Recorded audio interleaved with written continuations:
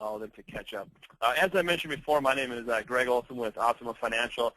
For those of you that just jumped on, we have a large group on today's call. Everybody is currently muted. If you have any questions throughout the course of the call, go ahead and utilize the chat feature on your webinar toolbar there. I will do my best to get to everybody's questions throughout the course of the call, just to respond to that. But again, first and foremost, I want to thank everybody for joining us on today's call. This is our February series, and today we're going to talk about, as you can see on the screen, we're going to talk about backcasting. You know, how that tool works with multiple carriers and what you should really be illustrating. In just a second, you're going to hear from John Solomon and then Matt Decker, who a lot of you know is going to take most of this call today. One quick housekeeping item I want to mention. I know, again, I see a lot of familiar names on today's call. I know a lot of you are going to be joining us next Monday and Tuesday in Orlando, Florida for a 2-day workshop. As you saw, whether it came from us or Rocky, that meeting did sell out. We had a lot of people that wanted to wait list. So what we've done is we've actually added another training session. That will be held April 21st and 22nd in Dallas, Texas. If anybody is interested in that, please reach out to myself or any of the marketing reps that you work with here at Optima.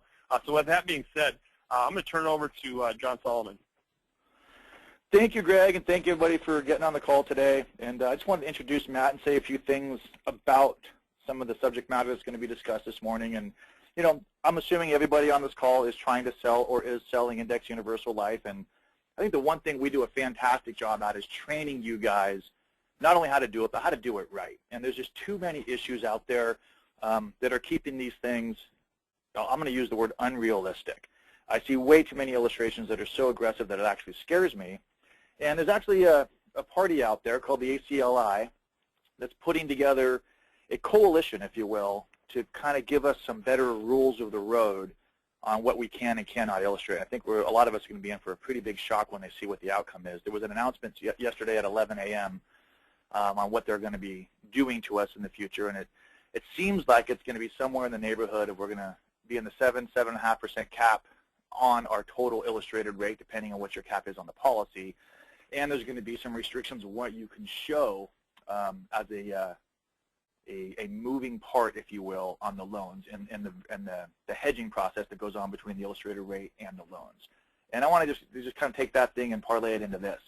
You know, the whole point of this presentation today is to talk about backcasting and how you can come up with current illustrated rates. And to me, one of the biggest issues that we have out there is that we're all telling our clients, hey, look, here's an 8% rate of return because we've got a 25-year look back.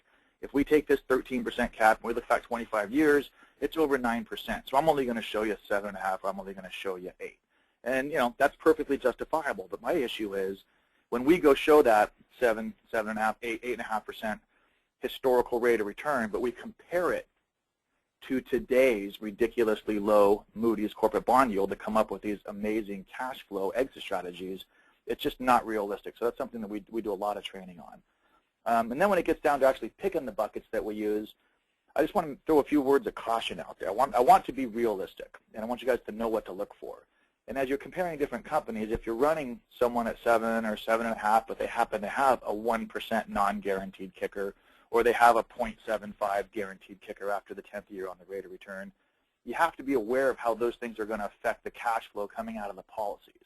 And more importantly, when you're picking the different buckets to get to those numbers, you know, your asset allocation models, if you will, within these policies, just be aware of a few things. You know, I see a lot of policies come in using different buckets that have bonds in them, the blended index strategies, if you will. And as you'll see, you know, as you go play with different company software and you take a look at their backcasting and what the historical rates of return have been, the policies that tend to have the bonds, you know, tend to be doing pretty well because they have high caps. But just think about where bonds are today and where interest rates are today. You know, that can be a drag on those blended index strategies. I don't think we're going to see bonds perform 7 or 8% in the next year or two. That's just me. I don't have a crystal ball, but just keep that in mind if a third of your return is contingent upon, you know, some bond portfolio. And with that being said, you know, I've sold a lot of premium, and I've helped agents sell even more. And one of the easiest things to really go sideways on is the annual statement on the first annual review. When you sit down with someone and they see the load and they see all these issues that, you know, they they understand that they put a bunch of money in, they don't have a lot in the first year. But the one issue you don't want to deal with is how did they come up with the rate of return? And I guess what I'm trying to say is this. To me, it makes a lot of sense in the first year to just keep it really simple and use a one-year point-to-point with a cap on it so that at the end of the year you can say, look, the S&P started here, it ended here, here's your rate of return. Now let's go through all these different fees that are associated with this policy, and we can show you guys, show your clients exactly what's happening and not get caught up on how the companies came up with the rate of return. I don't want to take too much of the time here, but I want to make this little plug for Optima and the people that we work with. Most IMOs that you work with, hire somebody out of college and train them how to run a quote, help you guys sell. And I think that what I've done a really good job of is finding guys that not only know how to sell, they have licenses and they can sell. And I think Matt Decker is a perfect example of a guy that you'd be blown away with if you had a chance to work with his knowledge of the business and his knowledge of these products and his knowledge of how to sell these things. And I think that he'll speak for himself when he goes through this. So let me just turn it over to Matt, and Matt, why don't you go ahead and show us the backcasting tools. All right. Thanks so much, John. I appreciate the kind words. And I do want to make sure everybody knows that, we are going to be keeping this to around 30 minutes plus or minus. We know your time is valuable, so we're going to try and get in, make a few points, and then let you guys get on with your day. So we are going to be talking about the backcasting tool, and it's going to be pretty simple. We're only going to go through a few things. We're going to talk about some of what John mentioned. How are historical rates traditionally calculated? How do companies pick the rate that they publish as their historical? We're going to go through the actual backcasting tool itself, talk about how you can use it, maybe some interesting applications of that tool, and then what I think is going to be most important is looking at examples of specific index products, not the products, but the underlying index itself, and maybe putting in some reductions in caps. John talked about the low interest rate environment that we're in today. We talked a little bit about that on last month's call. And so what I think is prudent is going forward, since we are in a low interest rate environment, let's look at the effect of a reduction in caps on maybe some of the indexes that you are currently selling and what that's going to do to the real historical average rate given a certain amount of time. So in terms of the historical rates, how do most companies determine that published rate? Unfortunately, each carrier is going to do it different. There's no one rule, there's no one size fits all for how you pick your published historical rate. But typically what you will find is a carrier is going to choose one day. Now, whether that day is January 1st, whether that day is March 5th, it doesn't matter what the day is, but they're going to choose one day, 20 or 25, maybe even 30 years ago. And they're going to take the return of a policy that was purchased on that specific day, 20 to 25 years ago. Some do a 30-year look back. And let's say that you look at March 5th, 25 years ago, and if you bought a policy March 5th, 25 years ago, your return would have been 8.3. So that's our published historical. Now, I don't know how you feel about that. To me, that's a huge problem because that in no way, shape, or form is going to correctly show you the average of all those rates of returns that could have been possible over the last 25 years. It's one day. It's a cherry-picked day. That's typically how you're going to see a carrier publish their historicals. There's one carrier out there that does a ton of life insurance business that they don't even backcast. They don't even pick a day and tell you what the return was. They publish their historicals based on some arbitrary formula that they don't even disclose, which to me scares me to death. So the point of all this is, if you get nothing else from this call, don't take an insurance company's word for it when you're looking at a published historical rate. That's maybe the biggest mistake that you can make because you have no idea how they determined that rate and how realistic it actually is. And that's where the back testing tool is really going to come into play because you can customize it for just about every carrier that's out there. You can use it. You have access to it right now, whether you know it or not. It's client approved. So you can sit in front of a client And you can go through a backtesting report and show that client, hey, this is how this S&P annual point-to-point index performed over the last 25 years. Here's how it performed over the last 15 years, 10 years. It's client-facing material, which is phenomenal. Again, you can use it for just about every carrier. The only thing that you can't do is look at some of the really complex strategies like a 5-year point-to-point, which maybe you shouldn't even be looking at in the first place, but you can't do things like that. Annual point-to-points, the monthly indices, those are fine. We can do all of that. And then most importantly, the way that it's going to work is instead of looking at one day, one point in time, maybe 20 or 25 years ago, what you're actually going to be looking at is the average return, assuming that you bought a policy every single day the market was open for the last 20 years, 25 years.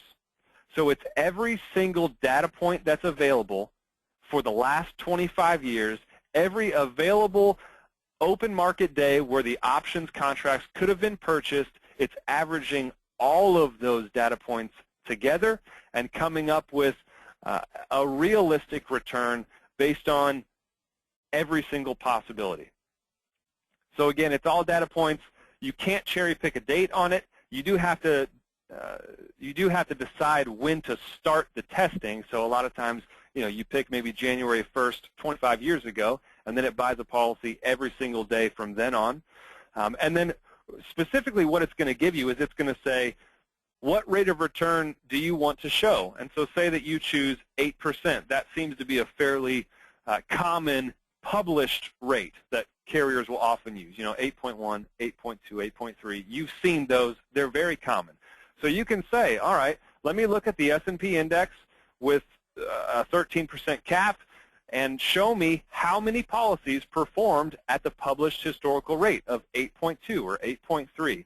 And then it's going to spit out a report, and it's going to say, based on every single policy that could have possibly been bought by a client, 70% of them performed at 8.3%, or 90% of them performed at 8.3. So based on the index you choose, it's going to tell you how many of those policies performed at that rate.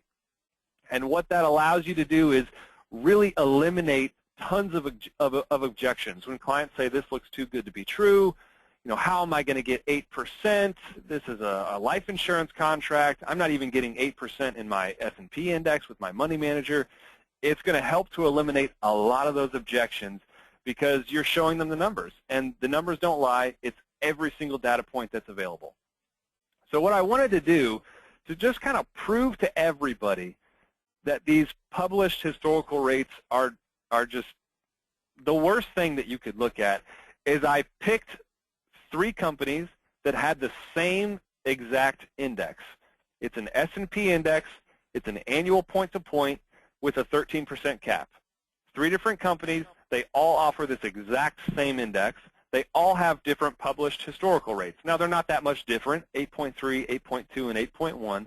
But the point is, it's the exact same index, and they're all using different rates. So how is that possible? Well, it's possible because it's made up. So, again, what I did here is you can see this is kind of a printout of the tool here at the bottom. We've got the S&P annual point-to-point index. It's 100% allocated into that index.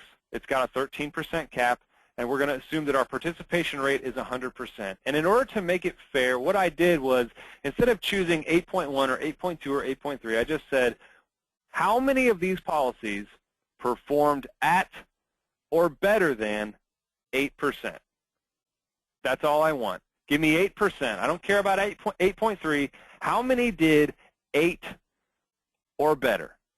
Now, what do you think that number is? What percent of the policies with this index would have done 8% or better, knowing that it's the historical rate of these three carriers?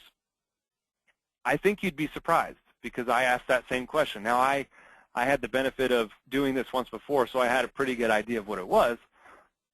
But here it is. What's the percent? How many policies did 8 or better? If you're looking at a 10-year time horizon, 40% of the policies. Now, most people buying these contracts, they're not looking at a 10-year time horizon. They're not 70 and passing away at 80. Most of these people are 30s, 40s, and 50s. They've got a 20, 30, 40-year time horizon. So if you go a 15 years, 33% of the policies on the books that could have been purchased over the last 25 years, only 33% of them did 8% or better. I don't know about you, but if a company is telling me that's the historical, I want a whole lot better odds than 33%. 33% to me seems really low. And the reason that they're able to publish that rate is because all three of those carriers use a different date. One's January, one's December, another one's in February somewhere, but they all use a different date, so they all come up with different rates, and it in no way reflects the actual performance of this product. So again, this goes back to, please don't take the insurance company's word for it. Their whole goal is to get you to sell their product. It is in their best interest to show you the best historical rate possible, but that doesn't mean that it's realistic or accurate. So just know that. So how else can we use this back testing tool? Holding the insurance companies accountable is one thing, but I'm not necessarily sure that that helps you sell or close more prospects. So here's one way, or a couple ways that I think it can really help you increase maybe your closing percentage. The biggest thing is when you're ever in a competitive situation with another agent, you always want to get that illustration. Why? Because 99% of the time, they're going to be using a carrier historical rate, and you can sit down with the client with the client-approved back testing tool and say, okay, your other agent or your current money manager, they're showing you such an XYZ company with an 8.5% rate of return. Here are the odds of that policy performing at 8.5%. Terrible. And that's exactly why, Mr. and Mrs. Client, I'm showing you the same policy or a different policy, doesn't matter, but that's why I'm showing you XYZ policy with a 7.3% rate of return, because it's actually realistic. So who do you want to do business with? The guy that's trying to sell you a product, or the guy that's trying to get you into something that's actually going to realistically accomplish your goals? You'll win that battle 10 times out of 10. The other thing, it's going to prove your numbers. We already kind of talked about that. And what I really like the most is getting clients kind of bought into the whole process.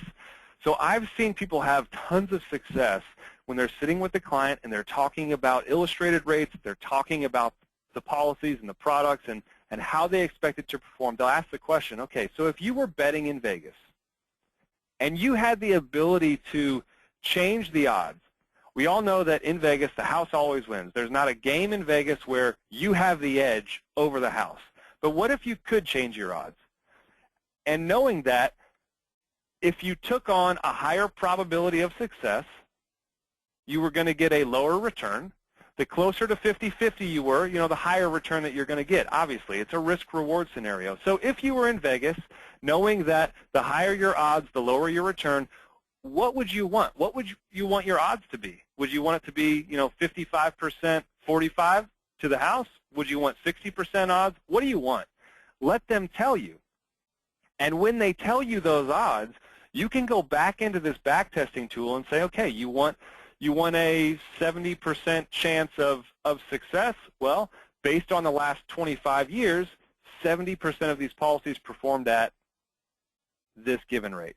And it's a great way to get the clients bought into not only the concept, but bought into the actual rate that you're showing them, and you'll see a lot of objections just go away because the clients are bought into the process. So let's look at one of the ways, or maybe an application of that.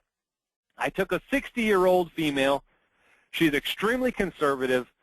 Most of her money's in CDs, and you ask her, you say, okay, if you were betting in Vegas, what would you want your odds to be of winning a game? What do you want? And she says, well, I want a 90% chance to win. Well, great. Based on a 90% chance of success over the last 25 years, we know that what happened in the past isn't going to predict what happens in the future, but it's all we've got.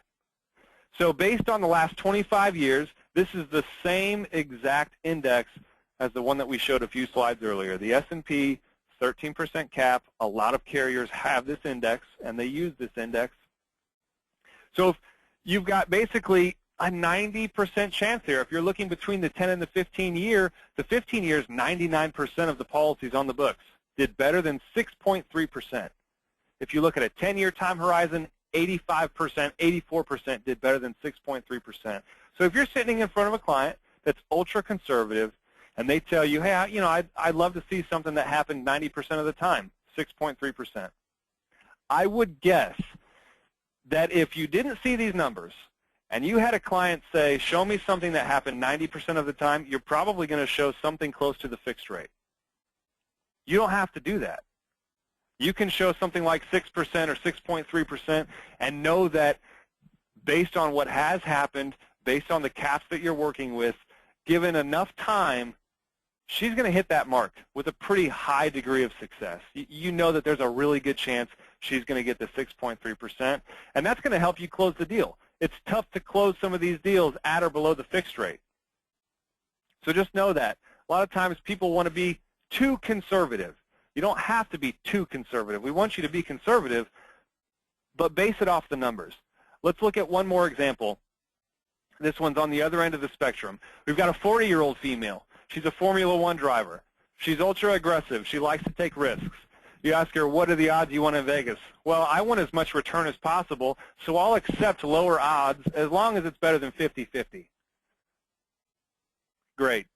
You go into the back testing tool, you play around with the numbers a little bit, and you can see here, 10 and 15-year time horizon, you can show her a 7.6% rate of return. Now this is, again, it's that S&P index, 13% cap. Each carrier is going to be different.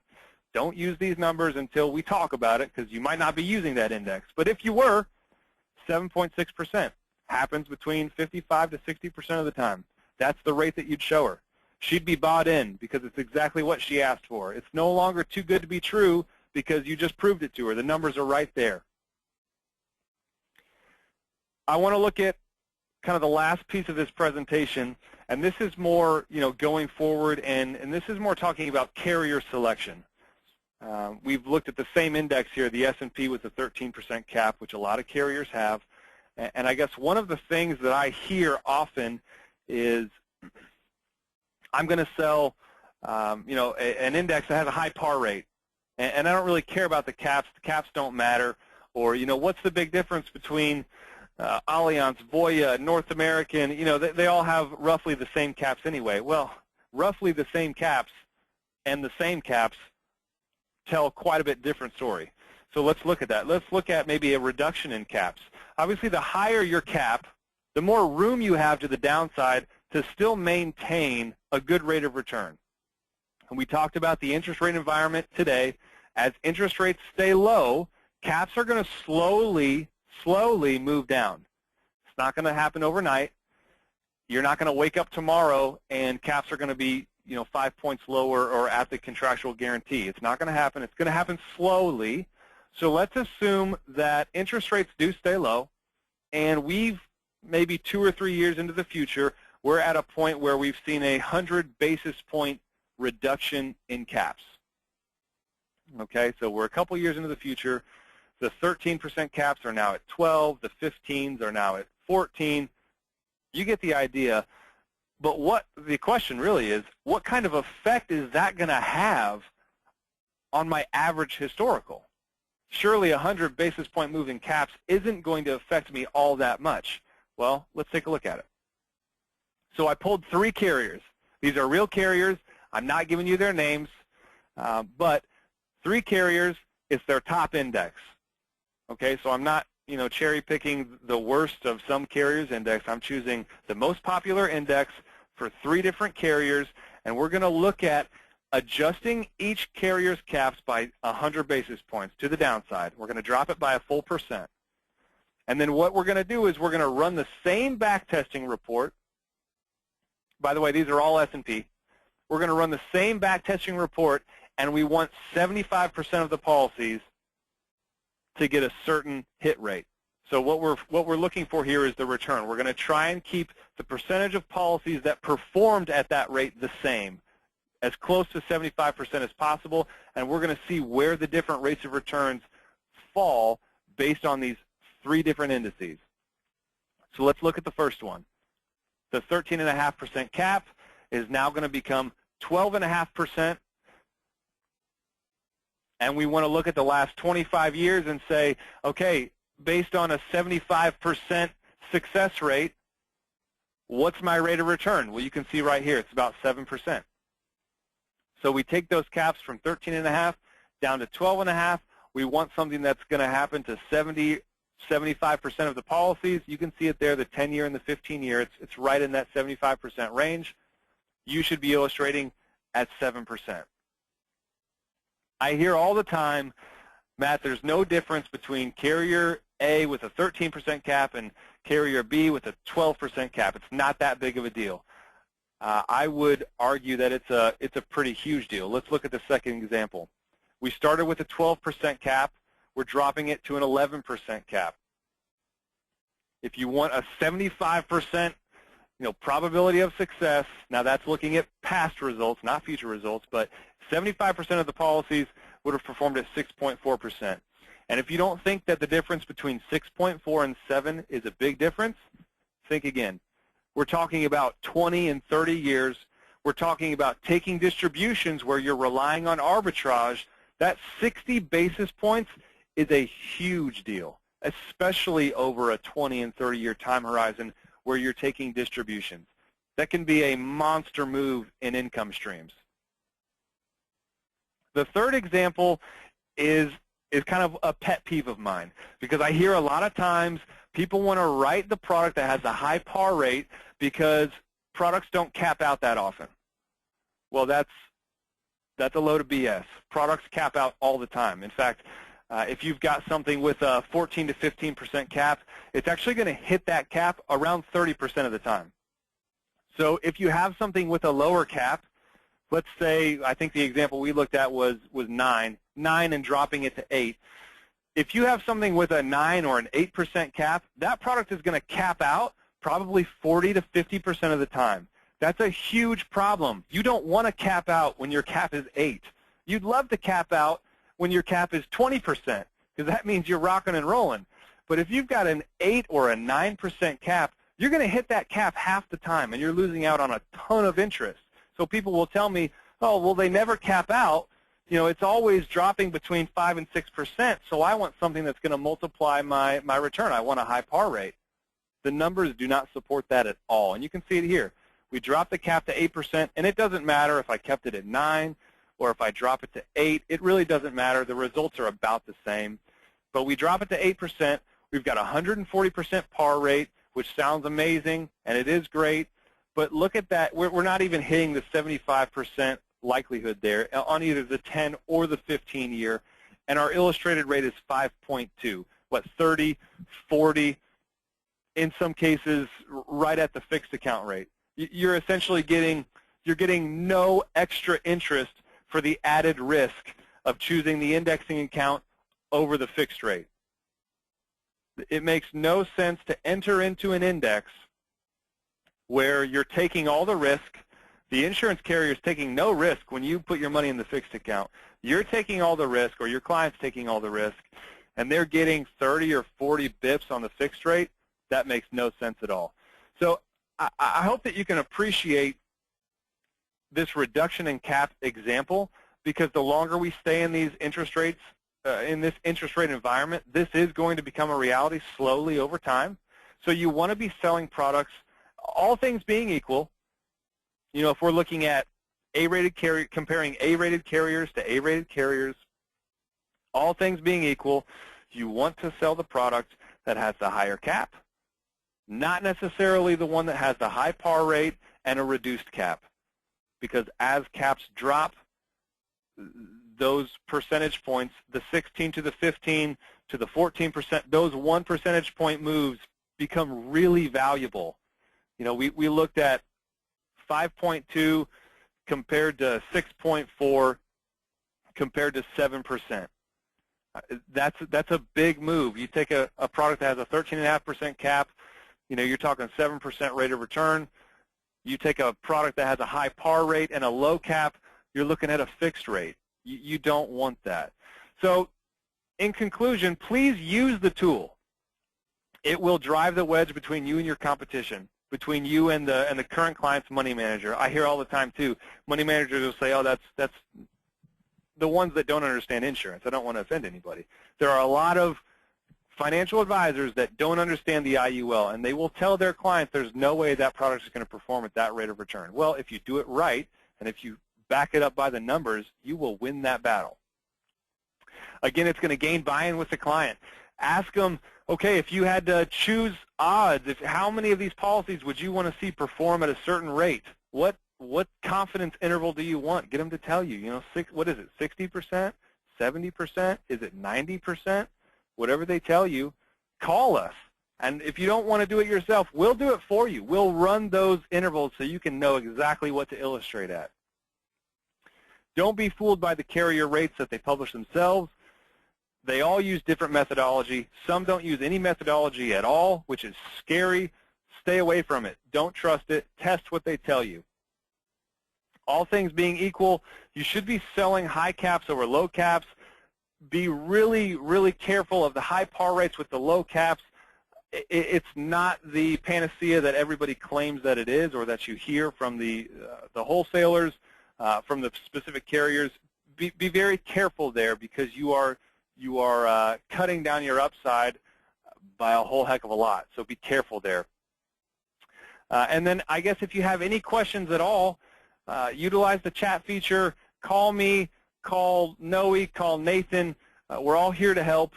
And these are things that we can do for you. We only do it for people that are working with us. It's not a free service, so know that. But, no, man, you guys should really be trying to digest this and know this, because it's going to set you apart from just about everybody else out there. It's going to make closing these cases that much easier. And, again, any way that we can help you, whether it's with illustrating products themselves, whether it's with doing the backcasting reports, please let us know. We want to be here to help, and I hope that you found this time valuable. Perfect. Thanks, Matt. A lot of questions. I've been trying to keep up with them and answer them. Matt, one of the common questions, maybe you just want to cover this real quick. A lot of people are asking, where do I get access to this? How do I grab it? That's a great question. So this is actually a carrier tool. Now, before everybody starts rolling over in their grave, because I know that people have strong opinions about certain carriers, just check those at the door real quick. This is an Allianz tool. It is not specific to the Allianz product. It is product agnostic. It is simply a tool that buys a product that you determine. You choose the indice, you choose the rate and the par rate and the cap and all that. So it's not specific to the Allianz product at all, but it can show you each product and how it performs in the average. So it is on the Allianz website. It's right where you would do their illustrations. It's in the same little drop-down menu. And if you're wondering, yes, Allianz uses this tool to publish their historicals. So theirs are actually fairly close to accurate. But if you use it to kind of reflect on some other carriers, you'll see some pretty large discrepancies there. But that's what it is. It's an Allianz tool. Anything else that was pretty common that we can just address now, Greg? I took care of most of them. Let me see here. Let me look. A lot of them were backcasted, and some of them are just some other conversations that we can have one-off with some folks that will take a little bit deeper dive. Sounds good. Yeah, and I want to thank Matt, and again, thank everybody for jumping on today's call. This was recorded. I will send out a recording to everybody that was on the call. And again, we'll follow up with a phone call. But in the meantime, if you need anything, absolutely give us an opportunity to help you on that next case. So thanks a lot, Matt. No problem.